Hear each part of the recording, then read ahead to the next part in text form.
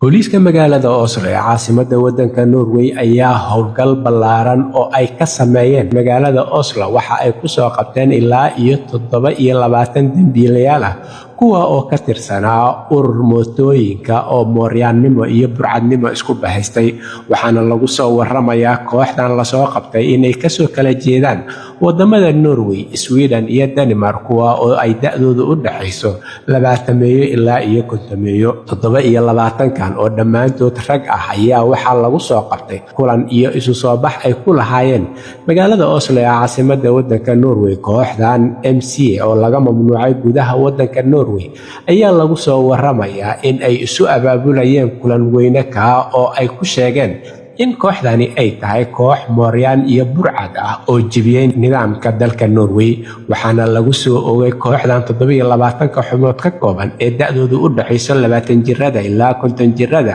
in ay jebiyeen qodobka dastuuriga ah ee dalka Norway ee lambarkiisu yahay 199 ee xeerka ciqaabta taasoo ay ka dambeysay markii kooxdan iyo kooxaha la mid ah ee ururada dambiilayaasha ahba Norway laga mamnuucay in ay isu soo bax iyo kulamada ku qabsadaan.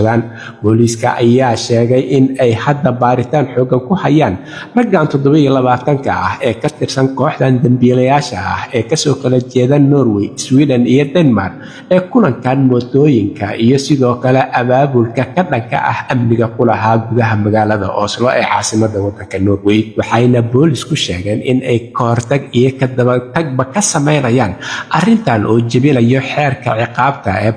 199 ee lagu mamnuucay ururada dambiilayaasha kuwa abaabulka qalafsan wada amniga iyo nidaamka iyo kala dambeynta dalka Norwayna wax u dhimayo. Kooxahan lagu sheegay burcadda iyo mooryaanta u abaabulan qaabka ururka ayaa waxa ay kaxaystaan mootooyin waxa ayna wataan dhar madmadow iyaga oo kulamo iyo abaabulna ka waday qaybaha kala duwan ee wadamada Scandinavian-ka sida Sweden, Norway iyo Denmark waxa ayna dhammaantood ka soo kala jeedaan saddexdan wadan oo ay marba meel ku kulmaan iyaga oo la sheegay in ay yihiin kuwo u taagan dhibaatayn iyo sidoo kale khalkhalgelin amni. halka warka kiisa ugu doorkaroon uu idinkaga imaanayo waa Somali Voice Norway ama codka Soomaaliyeed ee Norway waxaana idinla socodsiinayay aniga oo ah Cabdullaahi Shiine.